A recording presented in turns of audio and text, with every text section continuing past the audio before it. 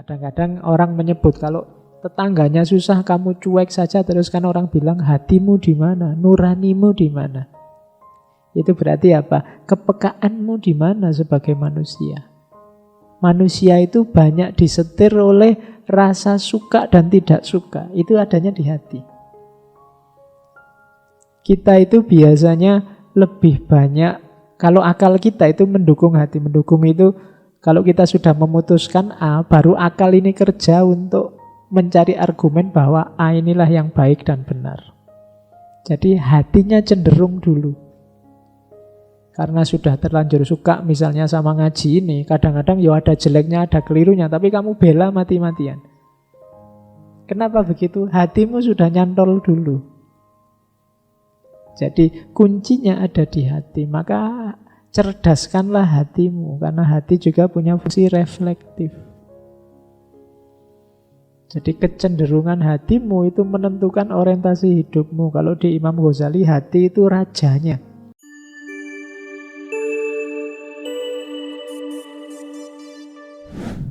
Assalamualaikum warahmatullahi wabarakatuh. Malam hari ini kita awali dari pelanjutnya ajaran-ajaran Konfusianisme, yaitu Mencius atau Mengzi, atau kadang-kadang Mengse. Kalian sukses sebagai manusia kalau punya 4 itu nanti perasaanmu. Punya rasa simpati, punya rasa malu, punya kerendahan hati, punya benar salah. Kalau kalian punya 4 ini, berarti sudah sukses jadi manusia. Yang pertama apa? Simpati. Ini khas manusia. Jadi kalau saling menyayangi itu kan simpati. Ini tadi dasarnya Ren tadi, kasih sayang kemanusiaan. Jadi manusia yang sejati punya rasa simpati, punya empati. Kalau ada saudaranya sakit, saudaranya susah, saudaranya sengsara, dia ikut simpati. Kalau bisa ikut membantu. Ini khas manusia. Di luar manusia tidak. Ayam itu kalau ada ayam, misalnya segerombolan ayam, ada satu ayam sakit, yang lain tidak mikiri tile, tidak mikiri. Kalau ada ayam meninggal kan tidak ada ya takziah yuk, nggak ada. Bela sungkawa tidak ada. Khas yang bisa simpati itu manusia. Kadang-kadang di penyembelihan yang sana temennya sedang disembelih, yang sini senang-senang, bahkan ada yang kawin. Tidak ada rasa simpati sama sekali. Ya memang hewan. Makanya kalau manusia kehilangan rasa simpati ini, derajatnya turun. Kalau pakai terminologinya Al-Quran, bahkan dia bisa lebih rendah daripada binatang. Ciri pertama kita sukses jadi manusia, punya rasa simpati. Ya, simpati, empati itu sering digambarkan posisikan dirimu di posisi dia. Yang sakit dia sih sebenarnya, cuma aku ikut merasakan sakit, sehingga aku bersimpati padanya. Yang ambiar dia sih, tapi aku juga ikut merasakan, loh kasihan dia. Sudah umur berapa dia bolak-balik ambiar-ambiar. Itu namanya simpati. Yang bisa kayak gini hanya manusia. Binatang, makhluk yang lain tidak bisa. Nah, di antara kesuksesan kita jadi manusia simpati. Yang kedua malu. Ya malu termasuk segan. Ini kalau dalam hadis banyak kan menyindir bahwa manusia itu cirinya malu. Kalau kamu tidak punya malu, lakukan apapun yang kamu inginkan. Kuncinya jadi manusia antara lain malu. Kalau punya rasa malu, masih manusia. Sebenarnya tidak ada orang yang tahu loh Pak, kalau saya misalnya ngambil gelasnya 2, yang satu tak taruh di tas, yang satu tak anuin aja. Jadi bawa botol sendiri tak isi, mumpung belum ada yang datang. Ini nggak ada yang tahu, tapi malu, masih manusia. Kalau sudah tidak punya malu, kehilangan kualifikasi kemanusiaanmu, harus punya malu. Malu untuk yang jelek-jelek. Jadi kalau kalian tidak punya malu, katanya Nabi kan, ya lakukan apapun. Kuncinya cuma rasa malu. Malu inilah nanti jadi dasar lahirnya kebenaran dan keadilan.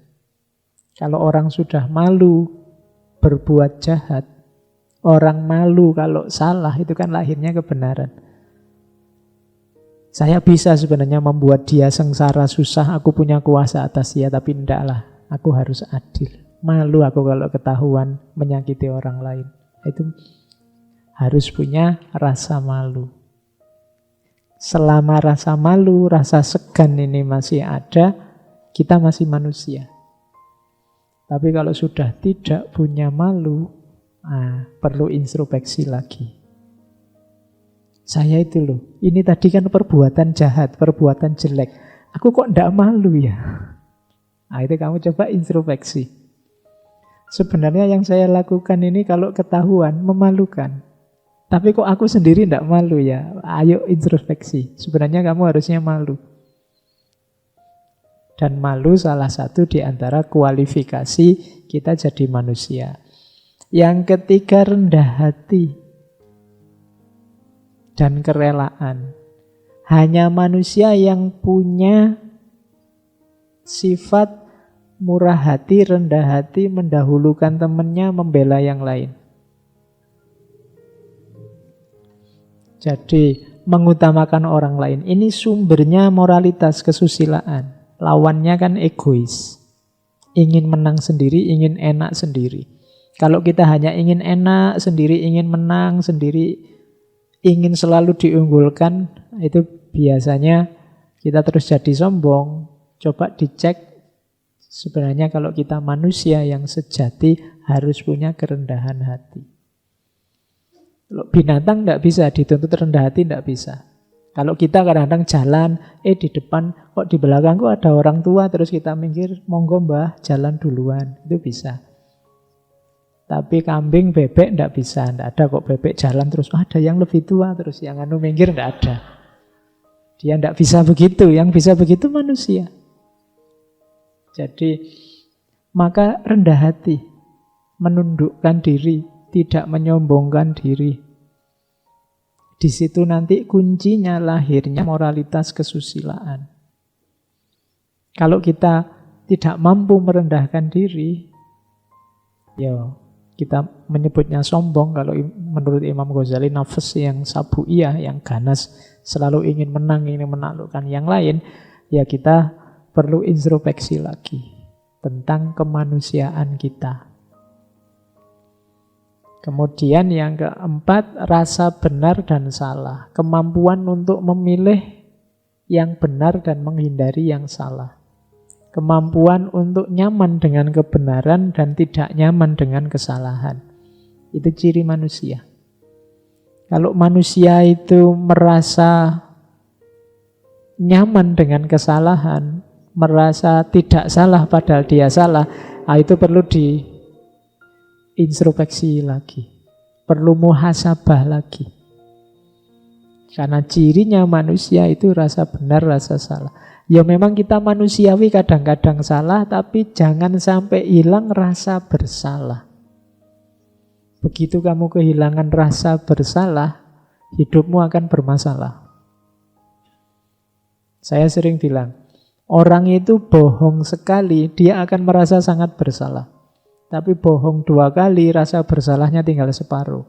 Bohong 3 kali, mungkin tinggal 1/4. Bohong 4 kali, dia tidak akan ada rasa apa-apa sudah.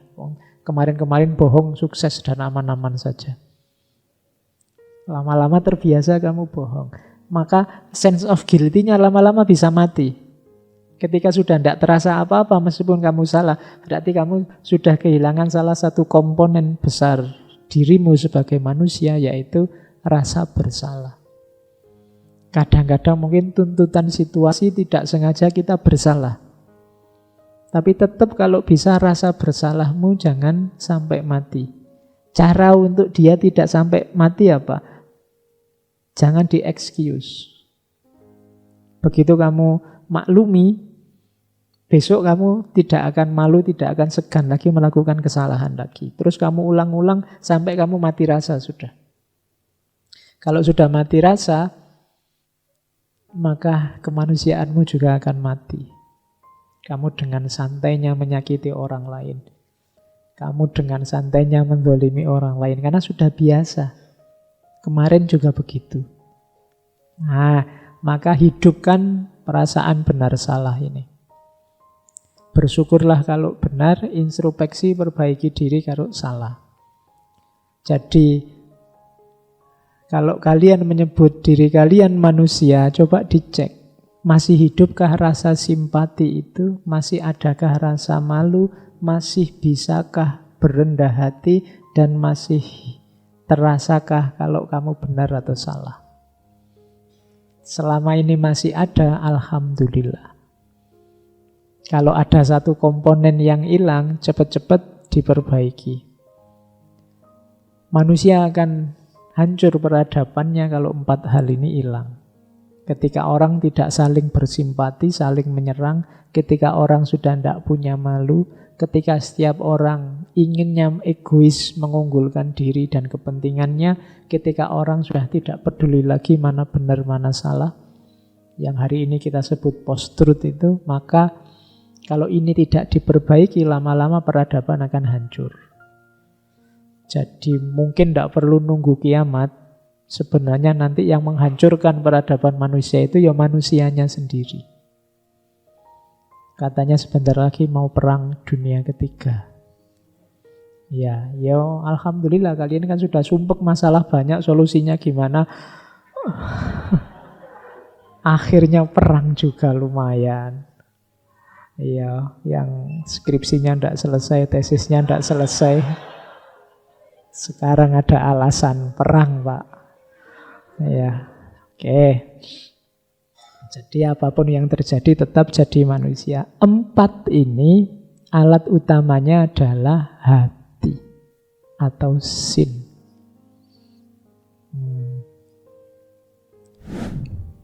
Jadi dalam tradisinya Mencius, perhatikan kuncinya ada di hati. Ini jauh ya sebelum Imam Ghazali dengan Ihya-nya ngomong kuncinya adalah qalb. Jadi dalam Mencius, hati itu punya 2 fungsi. Yang pertama fungsi kepekaan, yang kedua fungsi menalar. Jadi yang pertama hati yang merasakan, yang kedua hati yang reflektif. Kalau yang kepekaan ini bisa dipahami mudah bahwa kalian harus peka terhadap situasi jiwamu dan situasi sekelilingmu. Kalau ada orang sengsara, ada orang sakit, ada orang kesulitan, kamu peka. Hatimu bisa menangkap. Sering saya bilang, kalau di bahasa kita kan pakai istilah nurani. Jadi kadang-kadang orang menyebut kalau tetangganya susah, kamu cuek saja, terus kan orang bilang hatimu di mana, nuranimu di mana. Itu berarti apa? Kepekaanmu di mana sebagai manusia. Jadi fungsi kepekaan. Yang kedua hati yang menalar. Ini fungsi reflektif. Jangan lupa hati juga bisa dipakai sebagai alat untuk menangkap pengetahuan. Hati kadang-kadang lebih kunci. Kalau di Imam Ghazali kan justru pengambil keputusan, penentu itu ada di hati, ada di qalb. Manusia itu banyak disetir oleh rasa suka dan tidak suka. Itu adanya di hati. Kita itu biasanya lebih banyak, kalau akal kita itu mendukung hati. Mendukung itu kalau kita sudah memutuskan A, baru akal ini kerja untuk mencari argumen bahwa A inilah yang baik dan benar. Jadi hatinya cenderung dulu. Karena sudah terlanjur suka misalnya sama ngaji ini, kadang-kadang ya ada jeleknya, ada kelirunya, tapi kamu bela mati-matian. Kenapa begitu? Hatimu sudah nyantol dulu. Jadi kuncinya ada di hati. Maka cerdaskanlah hatimu, karena hati juga punya fungsi reflektif. Jadi kecenderungan hatimu itu menentukan orientasi hidupmu. Kalau di Imam Ghazali, hati itu rajanya. Kalau akal kan hanya panglima perang. Panglima perang itu dia yang paling kuat untuk mendukung keputusannya raja. Rajanya tetap hati. Atau kalau bahasa Tiongkoknya sin. Jadi hati kita punya dua fungsi. Yang pertama fungsi kepekaan. Ini untuk menenggang yang lain. Kemudian yang kedua fungsi refleksi. Nanti ada bedanya antara refleksi menggunakan akal atau menggunakan hati. Sering saya contohkan refleksi akal sama hati itu misalnya gini loh. Kalau ada temanmu tadi yang saya contohkan akhir bulan, duitnya sudah habis. Terus pinjam uang padamu. Itu kalau kamu pikir secara rasional, mungkin kamu akan memutuskan ndak usah diutangi saja. Kenapa? Wong aku juga belum kerja, dia belum kerja. Sama-sama masih dikasih orang tua masing-masing. Salahnya sendiri dia boros. Aku ndak boros, jadi duitku masih ada, duitnya dia sudah habis. Dia juga bukan saudaraku, bukan apa-apaku, ngapain? Secara rasional kamu ndak ngutangi dia, kok ngutangi ya gak enak. Ndak memberi utang dia, itu sah secara rasional. Tapi begitu kamu pakai hati, mungkin kesimpulannya jadi berubah. Kasihan ya, uangku masih ada. Sebagian saya pinjamkan ke dia juga kan bisa, ndak apa-apa. Saya membayangkan kalau aku di posisinya sudah akhir bulan kayak gini, terus ndak punya duit, mau ngangkring aja ndak cukup. Kemudian pacarnya ngajak minta ditraktir terus. Wah, nah aku bingung luar biasa itu kan. Terus kamu, wah kasihan kalau gitu dikasih utang aja deh. Loh, itu yang membaca apa? Hati nurani. Kadang-kadang ada pengumuman di pinggir jalan itu, tolong jangan memberi uang anak-anak kecil apa peminta-minta pinggir jalan. Rasionalnya kalau ada orang minta pinggir jalan, kamu jangan ngasih. Pertimbangan rasionalnya begitu. Tapi kadang-kadang kan memang ada yang sangat kasihan. Meskipun itu kadang-kadang juga dibikin-bikin. Tapi kan ketika kamu membacanya pakai nurani mungkin, alah biar aja, dikasih aja berapa sih ngasihnya, paling kita kasih 1.000, 2.000 dia sudah senang. Yang penting dia bahagia meskipun sedikit. Nah, itu nurani yang membaca seperti itu. Tapi kalau pakai akal, jangan dikasih. Nanti dia jadi manja loh, tidak mau kerja. Padahal duit ini kan juga hasil kita kerja. Ngapain dikasih-kasih? Nah, itu rasio. Jadi maka hatimu juga harus hati yang menalar, memutuskan. Punya kemampuan ini. Tidak cuma sekedar kepekaan. Jadi dia juga peka dan mampu menalar. Jadi alatnya manusia tadi, jadi manusia itu baik, karakternya 4 dan 5 tadi, alat utamanya hati. Itu filsafatnya Mencius. Terus. Nah, kalau dibagi dua, kita kan sering menganggap manusia itu dualitas. Ini melanjutkan tadi. Ada dimensi mental kita itu ada dua sisi. Yang pertama emosi, yang kedua rasio. Ini tentang kodratnya, lanjutannya. Tadi kan ada hati sudah, terus manusia itu katanya Mencius punya dua dimensi batin. Yang pertama emosional, yang kedua rasional. Yang pertama, kalau rasio kita kuat, maka rasio bisa mengendalikan emosi. Rumus kedua, kalau emosi kita kuat, maka emosi akan menyetir rasio. Rumus ketiga, hati-hati, emosi ini harus dikendalikan. Karena kalau dia tidak terkendali, lahirnya bukan hal-hal yang moral, tapi hal-hal yang amoral. Yang tadi bisa mengendalikan emosi siapa? Antara lain rasio. Maka akal rasio harus kuat. Maka kalian harus pinter, kan itu, untuk bisa mengendalikan emosi.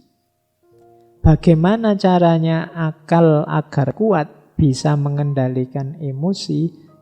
Antara lain katanya Mencius, jangan terlalu banyak keinginan, jangan terlalu banyak hasrat yang tidak penting. Jadi kalau keinginanmu sangat banyak, ambisimu macam-macam dan tentang banyak hal yang tidak penting, maka akalmu akan lemah karena dia capek. Kebingungan mikir yang tidak penting-penting. Sehingga begitu sampai harus ngurusi yang penting, emosimu, dia kehabisan energi sudah. Kita kan sering lebih sibuk mengurusi yang di luar diri. Tidak ada apa-apa, tiba-tiba ada teman posting tentang apa gitu. Terus kita marah-marah. Terus kita bales postingan lagi. Terus rame. Kita jarang melihat ke dalam, akalmu itu energinya terbatas. Coba emosinya diopeni, dirimu sendiri coba diopeni. Kalau dia sudah terlalu sibuk di luar, emosimu mungkin bisa tidak terkendali. Maka padahal yang bisa mengendalikan emosi itu antara lain rasiomu, akalmu.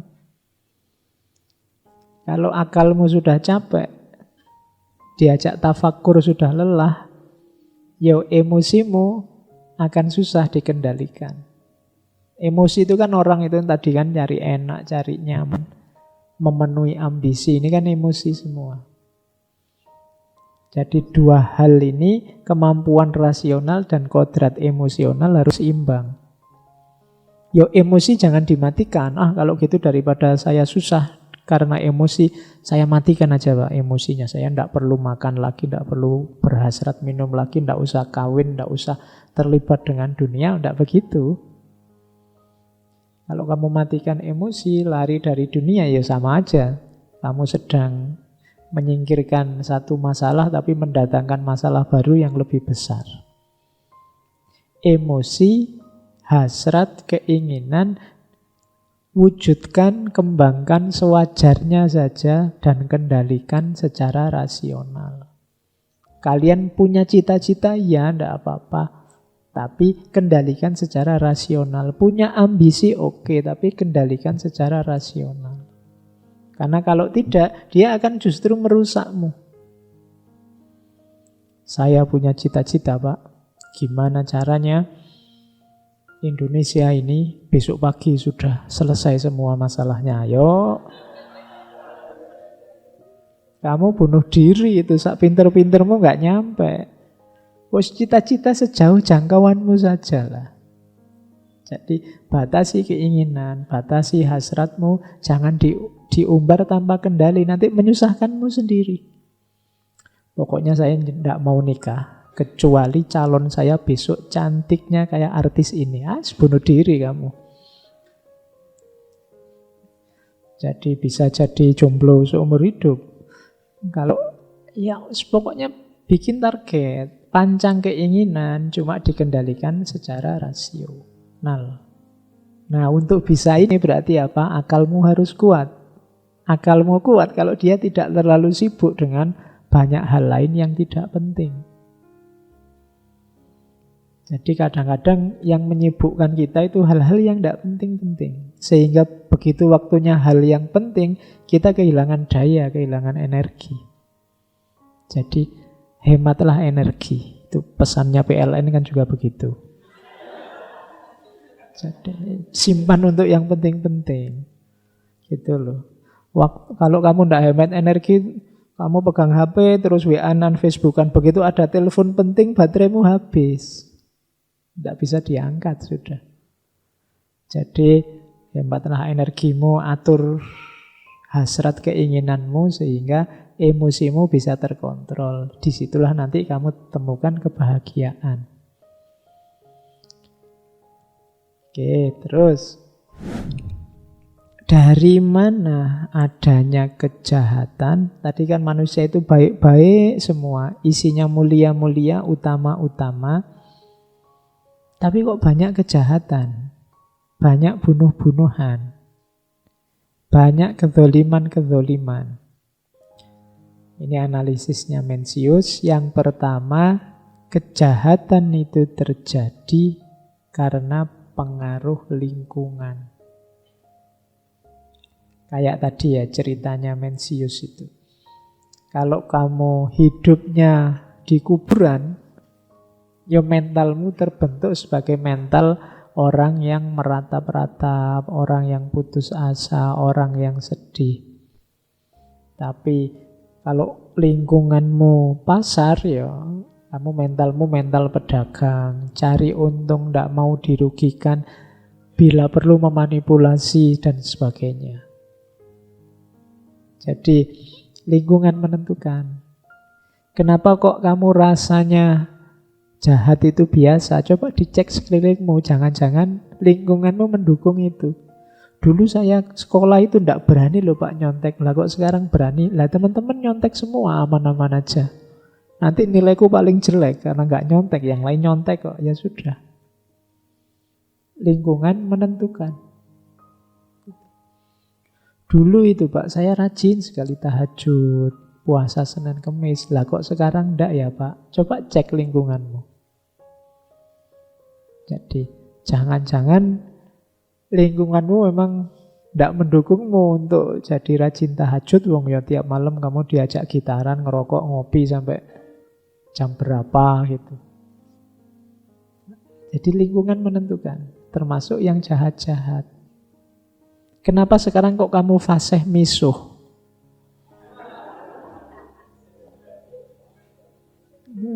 Silahkan kamu cek pergaulanmu yang kamu ikuti di Twitter, di Instagram, dan lain sebagainya. Mungkin banyak yang berhubungan dengan pisuan. Makanya kamu sekarang fasih misuh. Ya, jadi lingkungan. Yang pertama, jadi kalau ada yang tanya, kok ada kejahatan, manusia itu baik Pak? Yang pertama lingkungan. Yang kedua karena penyangkalan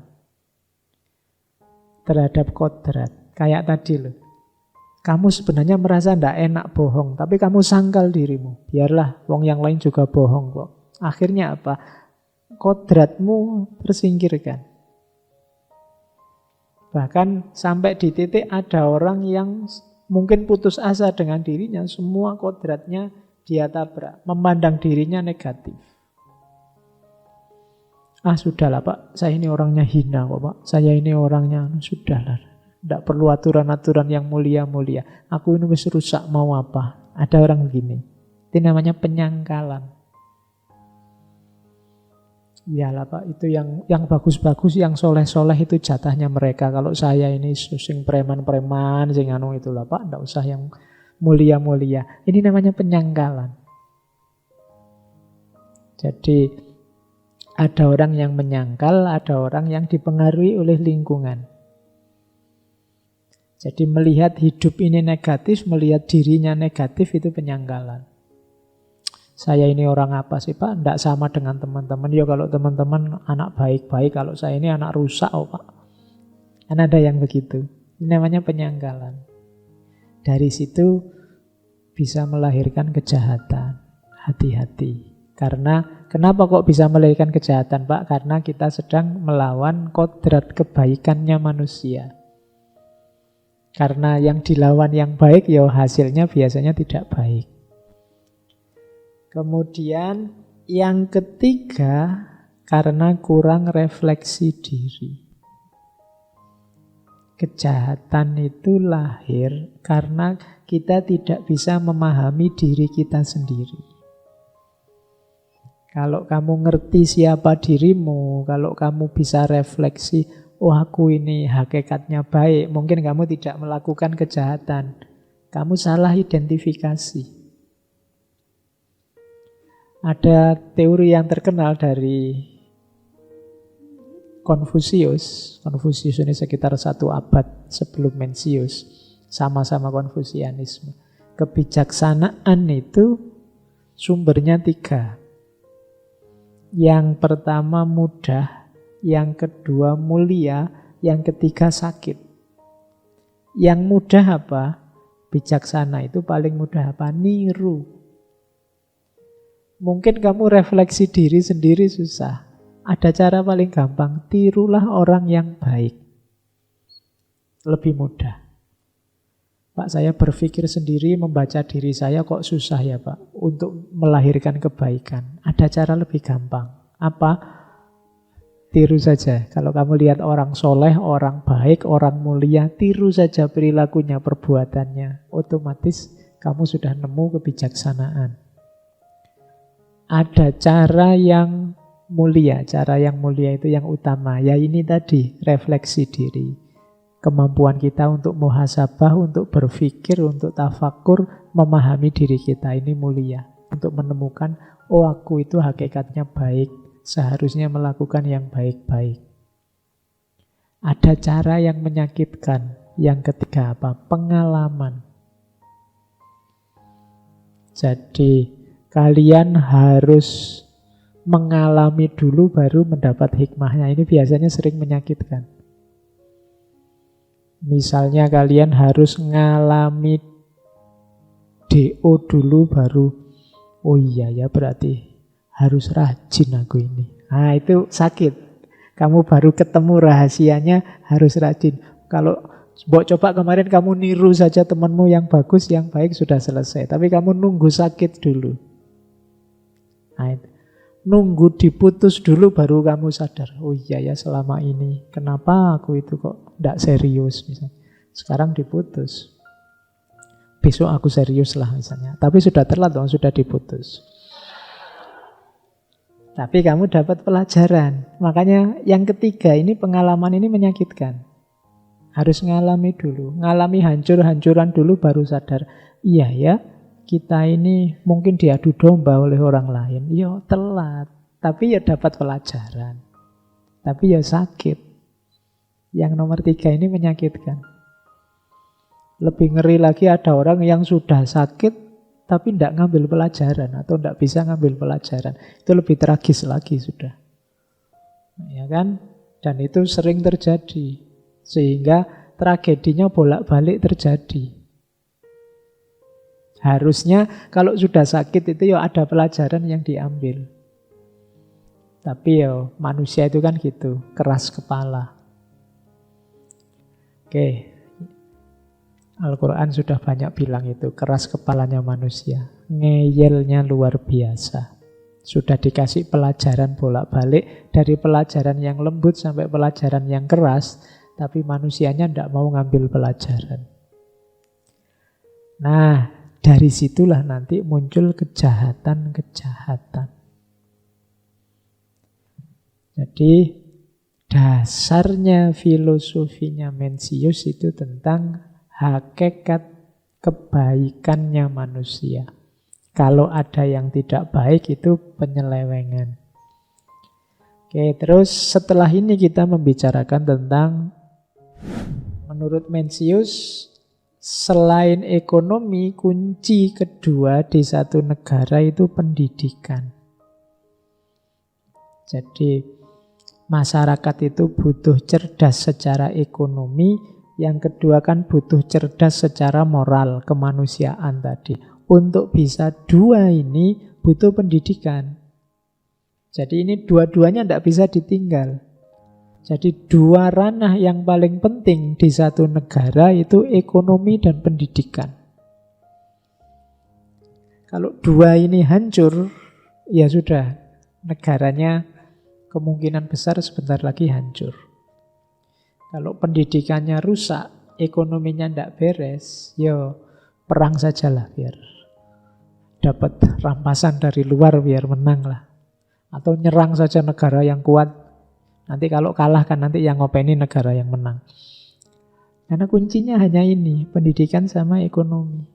Kesuksesan di bidang apapun butuh pendidikan. Cuma ketinggian peradaban seperti apapun tidak akan terwujud kalau ekonominya tidak beres, kalau orangnya, rakyatnya masih lapar. Maka dua-duanya saling mendukung, pendidikan dan ekonomi.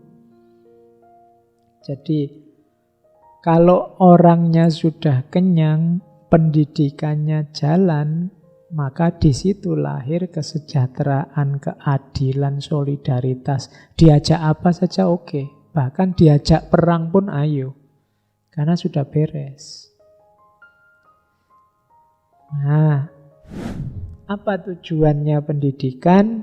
Yang pertama, tadi ya, pendidikan itu harus menghidupkan, mewujudkan manusia yang sejati, manusia yang manusia, sesuai kodrat bawaannya. Yang kedua, memupuk nilai moral. Yang ketiga, mewujudkan manusia yang cerdas secara intelektual dan punya keterampilan. Yang keempat, melahirkan manusia-manusia yang mulia, yang agung.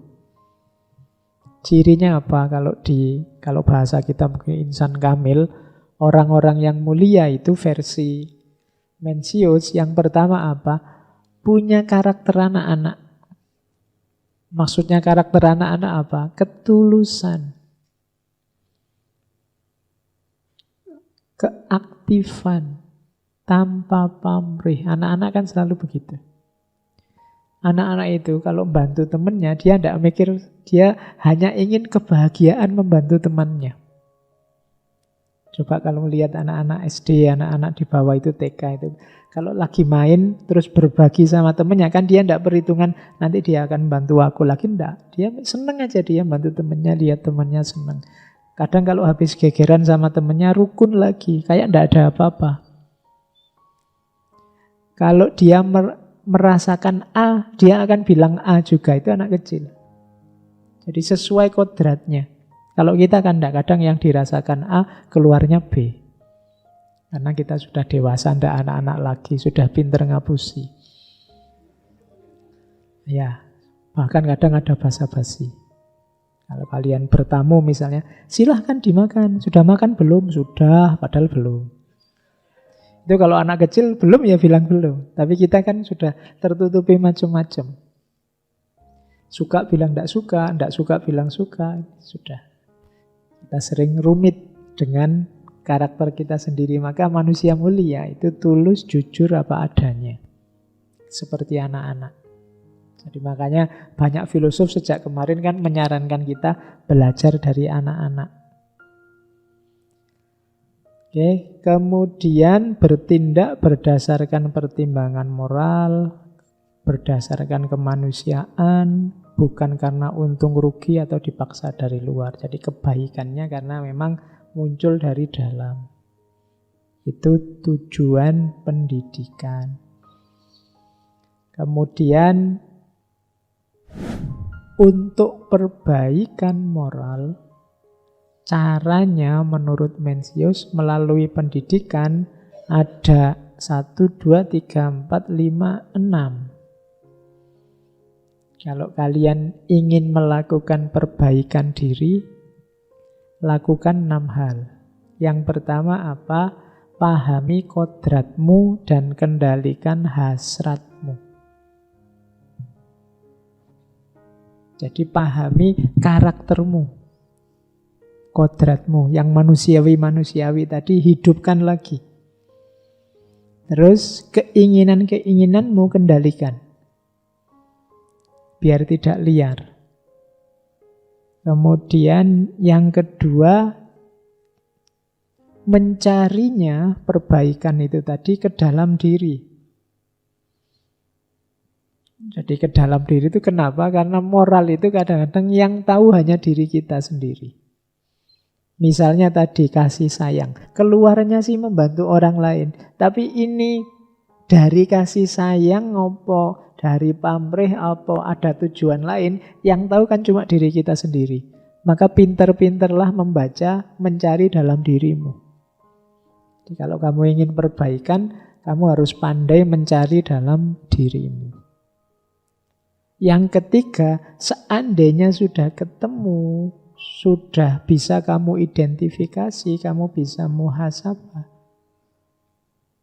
Terus yang ketiga apa? Menyesali dan memperbaiki. Kalau ada yang salah ya direvisi, dievaluasi. Saya tidak mau lagi yang seperti ini, besok harus seperti itu. Harus ada itunya. Ya kalau kesulitan sambil gelambaran ya boleh sambil ditulis. Oh aku kemarin itu membantu orang lain, tapi caranya kok begini, kelihatannya salah, orang lain malah tersakiti. Besok jangan begini lagi. Oh aku kemarin menolong orang lain, tapi ada pamrihnya sih, karena bolak-balik tak tolong siapa tahu dia bisa naksir aku. Besok nggak usah gini lah. Nah, itu namanya menyesali dan memperbaiki. Itu untuk perbaikan moral. Kemudian kalau sudah, yang keempat, mencari kualitas yang hilang. Mencari kualitas yang hilang itu, tadi kan kita punya kodrat baik-baik sekali banyak. Jangan-jangan ada yang hilang. Jangan-jangan sekarang simpatiku sudah menurun banyak. Yang ada sekarang hanya kompetisi. Ingin menang, ingin menaklukkan orang lain. Nah, ini harus dicari, jangan-jangan banyak kualitas-kualitas yang hilang. Jangan-jangan sekarang aku melihat orang lain itu hanya seperti musuh, seperti lawan tanding yang harus dikalahkan. Nah itu, maka perlu mencari kualitas yang hilang. Kalau sudah, lakukan yang kelima. Mengembalikan kodrat kebangsawanan jiwa. Ini istilahnya bagus. Manusia tadi kan kodratnya baik. Berarti apa? Sebenarnya semua manusia itu mulia. Secara hakiki. Kenapa? Karena manusia kodratnya baik. Semua manusia berarti bangsawan dia. Tidak ada manusia yang tidak bangsawan kecuali yang tadi menantang kodratnya, menabrak kodratnya. Maka hidupkan lagi kebangsawananmu berarti apa? Hidupkan lagi kemanusiaanmu. Jadikan dirimu bangsawan sebagai manusia. Bangsawan itu kan levelnya tinggi. Karena di antara semua makhluk kan kita yang paling bangsawan. Kita yang paling mulia, dimuliakan oleh Allah. Jadi yang kelima, hidupkan kebangsawanan jiwamu. Kemudian yang terakhir, tegas. Yang terakhir ini penting. Banyak orang sudah refleksi, sudah berpikir, sudah tahu penyakit-penyakitnya, sudah tahu jalan keluarnya, tapi begitu mau eksekusi macet. Tidak tegas. Nah itu sudah. Biasanya orang tidak tegas itu cirinya menunda-nunda kebaikan yang sudah jelas baik dan sudah saatnya dilakukan, terus kamu tunda-tunda. Apalah misalnya ada tugas dari dosen, besok aja lah, akhirnya kelewatan. Kamu tunda. Saya punya rencana ya nanti, kira-kira setelah Idul Fitri, setelah Ramadan aku mau puasa Senin Kemis yang banyak, kemudian sholat malamnya rajin, begitu habis Ramadan, besok lagi aja ya kamu tunda terus, akhirnya nggak jadi. Saya punya rencana sebagian dari uang yang kumiliki ya nggak banyak-banyak lah, sekian persennya tak sedekahkan ke yang pertama ke rumah yatim piatu itu, yang kedua ke temanku itu. Tapi begitu kamu pegang uangnya, kok ya eman-eman ya. Besok lah, wong aku kan belum punya penghasilan sendiri. Ya kamu bikin alasan terus, nggak jalan akhirnya. Wah, aku itu mahasiswa loh, akademisi. Harusnya kan banyak tulisan ya. Sekarang direncana adalah semester ini pokoknya paling tidak punya satu tulisan yang dimuat di jurnal misalnya. Begitu mau nulis, awang tidak wajib aja, tidak ada perintah dosennya, santailah kapan-kapan aja lah. Terus gitu, kamu menunda-nunda terus kebaikan-kebaikan, rancangan-rancangan yang padahal itu jelas baik. Begitu kamu tunda semua tadi, tidak ada gunanya 6 yang di atas tadi. Kamu sudah refleksi capek-capek, sudah ketemu penyakitnya, sudah merumuskan obatnya, tapi obatnya tidak diminum. Kualitas hidupmu tidak meningkat, sama saja kayak kemarin. Akhirnya. Jadi, tidak ada perbaikan. Perbaikan terjadi kalau ada actionnya. Tegas kamu putuskan, terus kamu jalankan. Jadi setelah difikirkan, direfleksikan, terus diwujudkan dalam kenyataan, dijalankan. Ini namanya transformasi. Ada perubahan ke arah yang lebih baik. Itulah pendidikan untuk perbaikan moral.